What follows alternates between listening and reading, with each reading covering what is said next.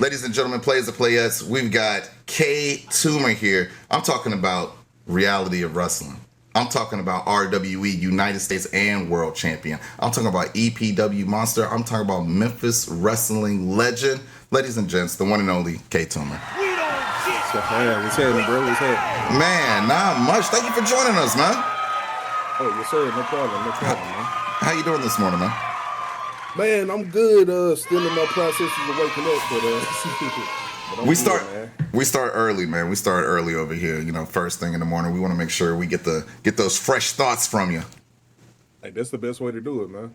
Yeah, man. So, we're live on Twitch. We're also live on Kick and YouTube as well. Twitch really known for video games and all that jazz. I know you're a bit of a gamer yourself. What games you playing right now? Man, so I'm on my third run through of Black Myth Wukong. I just picked up Black Ops 6. Of course, I had to go get the OG Dragon Ball because it reminded me of Budokai Tenkaichi. What else? I still get Kakarot. From time to time, man, I still cut on Ghost of Tsushima. Spider-Man 2, of course. Hopefully they drop some new content on it. But yeah, man, anything with a good storyline, man, I'm into it, man. I understand like the lobby games and all this stuff and like the war zones, but if it's a game with a dope storyline, something that I can just turn my brain off and focus on, I'm all in. Now, you mentioned a shit ton of games right there. I don't know how you playing all these games because I know that you're one of the busiest people that I've ever met in my life, man. How do you make time for it all? Every once in a man, so I do this thing where once a month I take a day where I do absolutely nothing.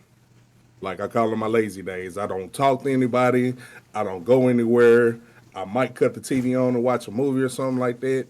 But on those lazy days, man, that's when I try to create the time to like just be human for a minute. Be human for a minute because Lord knows all week, every day, you're a monster. You're a monster in that ring. Where's that light at? I feel like I'm too dark on the screen, man. Oh, don't say that, man. Never. No, you're good, man. I can see you clearly. I can see you're good. Got a nice vibe going on over there. Yeah, man. Get my home studio, man. Here where I do all my voice acting and music and all that jazz and everything. And everybody deserves a little man cave, man. You ain't never lied. I'm working on mine over here. I'm working on mine. Shout out to Nosilla. She just let me have one. Yeah, it's a blessing. It's a blessing to have your own space. Yeah, sort of get that peace of mind. But you say you're using your space to do voiceover work. I just saw you posted something about doing some voiceover work. I didn't know you did that. I knew you did music and, of course, the wrestling. But voiceover, what got you into voice acting? Man, it's something new that I'm trying out, man. I haven't really landed too many things outside of like an insurance commercial. but I hop online, man, and I'll submit. They send me scripts, and I record the scripts and send them back.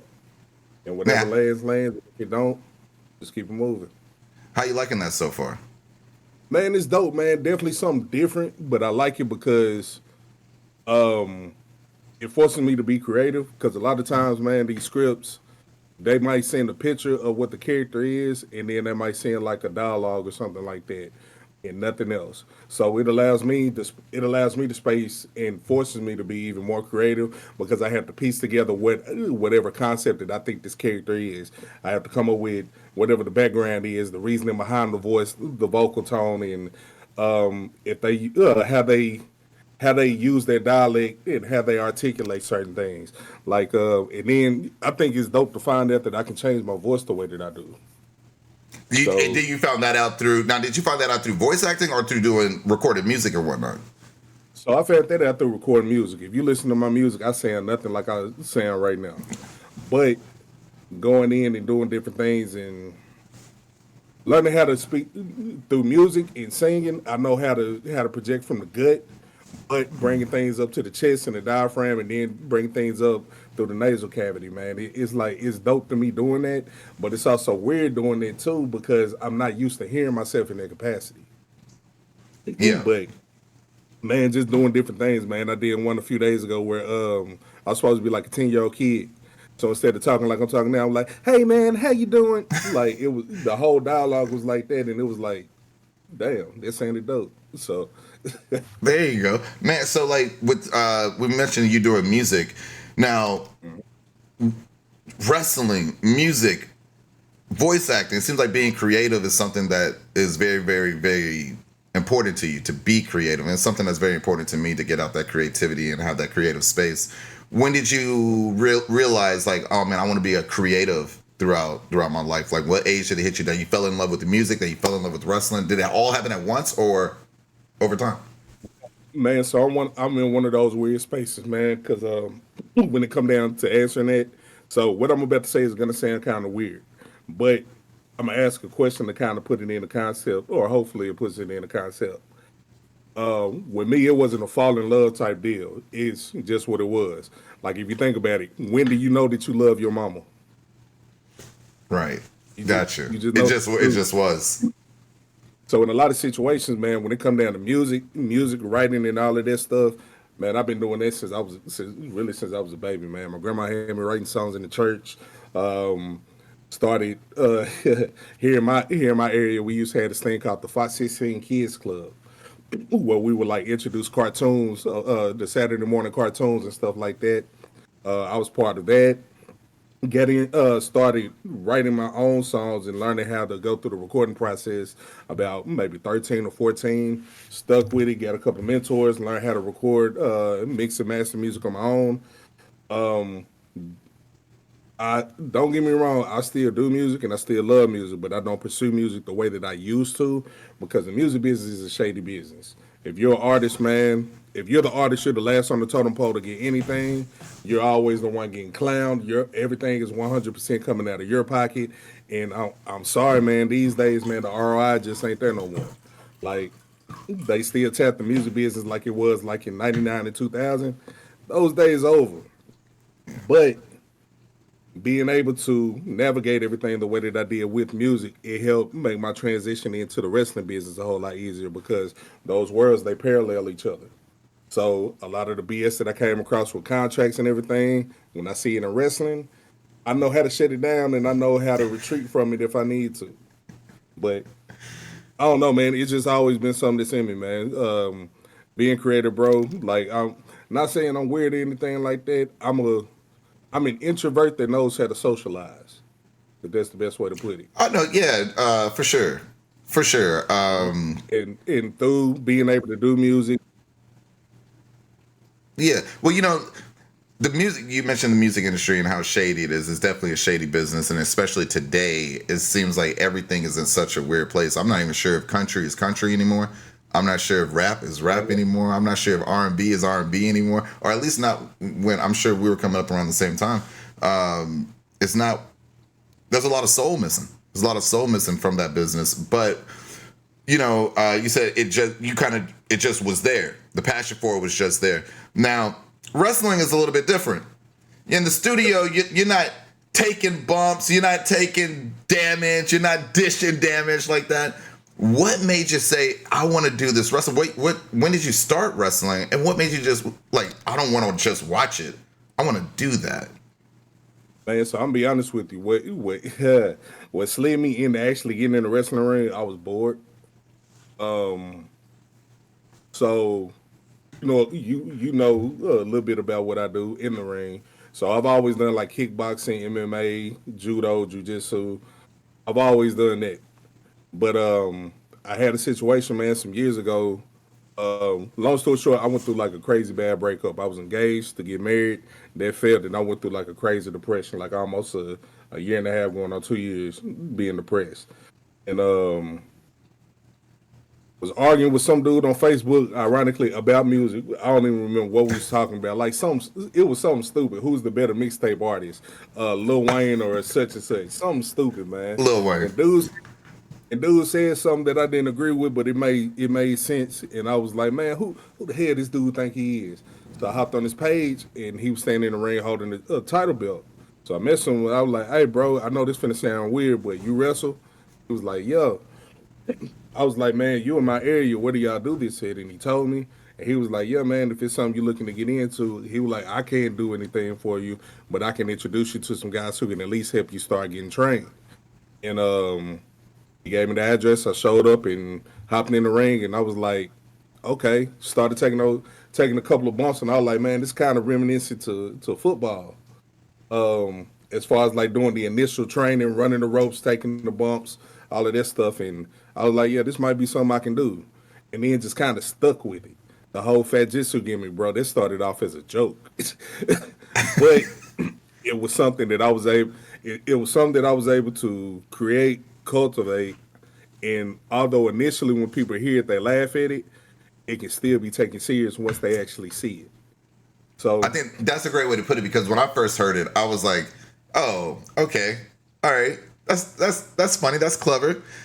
But then when I saw it in action, I said, "Oh shit! No, this is something serious right here. Like this, I don't think people are used to seeing a guy your size move the way you do. I know you heard it a million times, yep. but it's incredible to watch you work. And Fat Jitsu is definitely something you got to take seriously, especially if you're your opponent.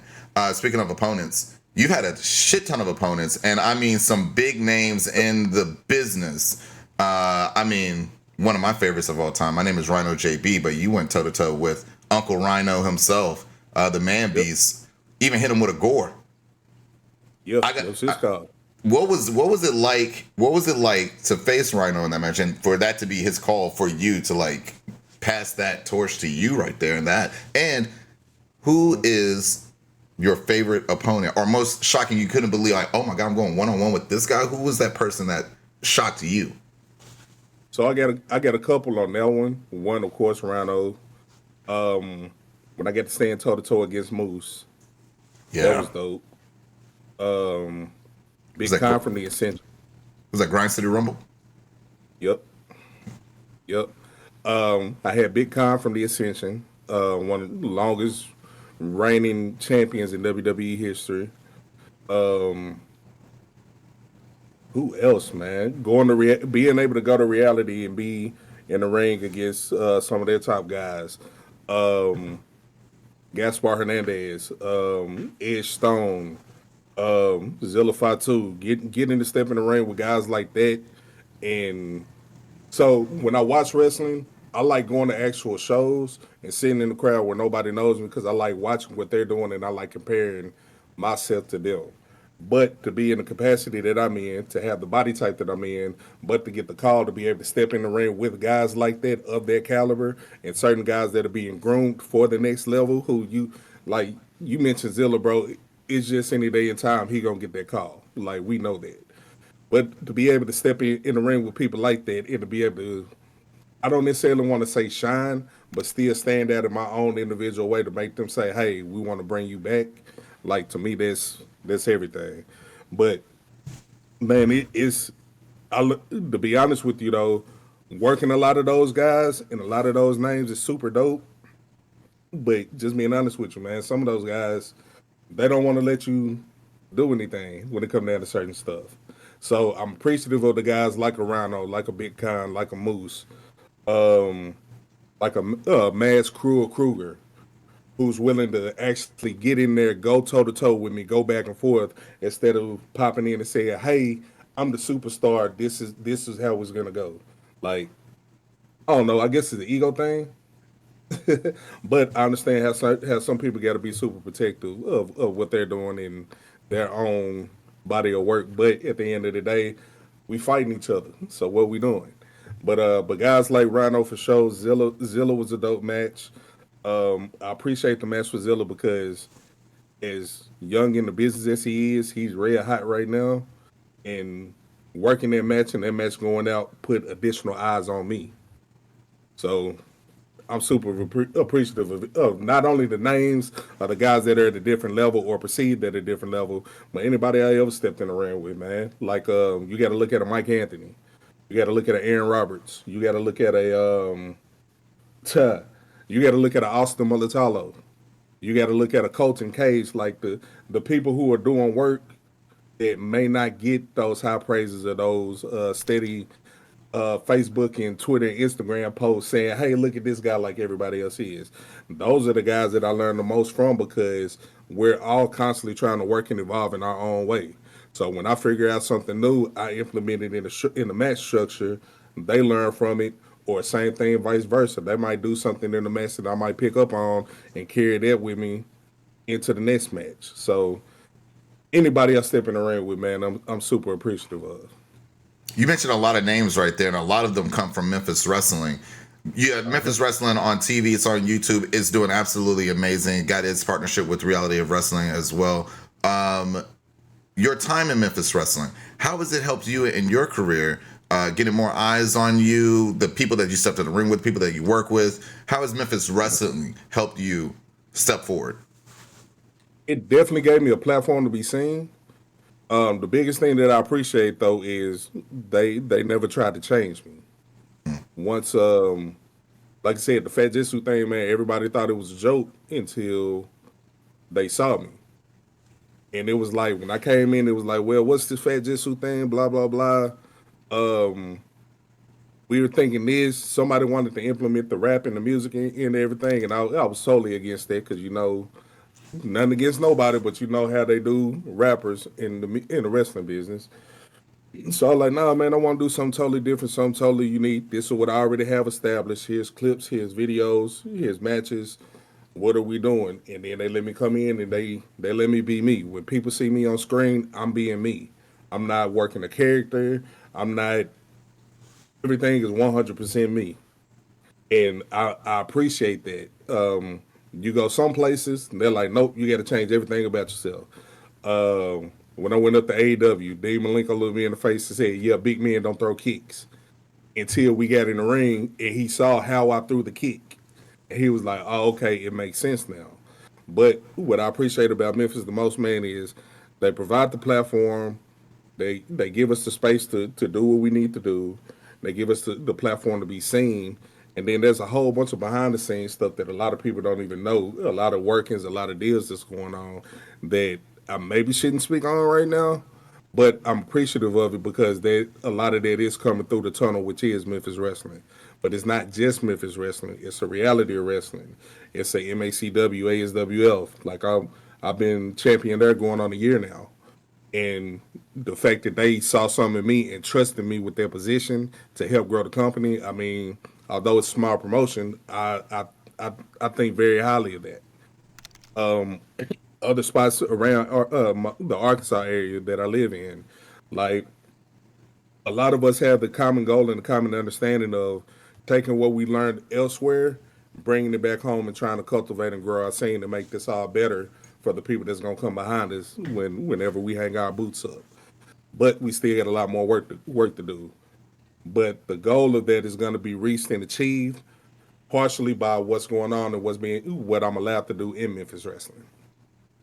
Yeah, hell yeah, man. God, Lee. What is it that you haven't done?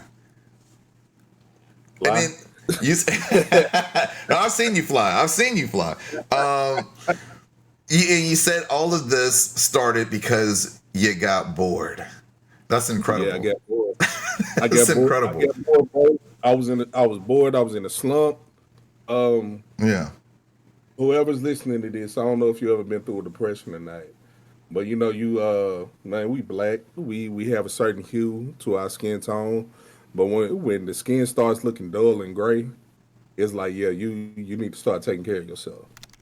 So Very true. that's Wise words there. Before I let you go, one of the things that you said, you mentioned the goals and whatnot. What are your goals for 2025 after doing so much and having an incredible 2024? What are your goals for 2025? man, I'm looking for gold, man. I'm on the quest for gold. No matter where I go, who I'm in the ring with is with the concept of figuring out whatever needs to happen for me to get to gold.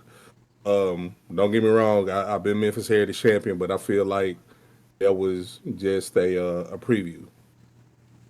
Same thing with what I'm doing in Arkansas, holding a couple championships for the companies in Arkansas.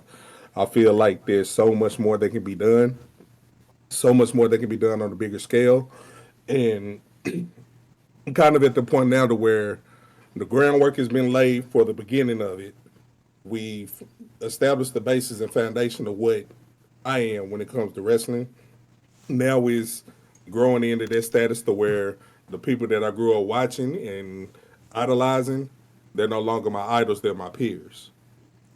So I'm trying to get to that status, but unfortunately, the only way I can do it is by busting heads, winning championships, and issuing those challenges. There you go. Man, thank you for joining us here today, K Toomer. I appreciate you. No problem, bro. I'll see you next time, ladies and gentlemen, the one and only K Toomer. K Toomer, where can they find you, man? Instagram, Twitter, TikTok, if you still got it, or at least till the 19th of next month. K270. Yep, K270. YouTube, but just had to do another YouTube channel, K Toomer TV. You can look that up, click like on it, follow, subscribe, help me get back to monetization status, and it ain't gonna cost you no money.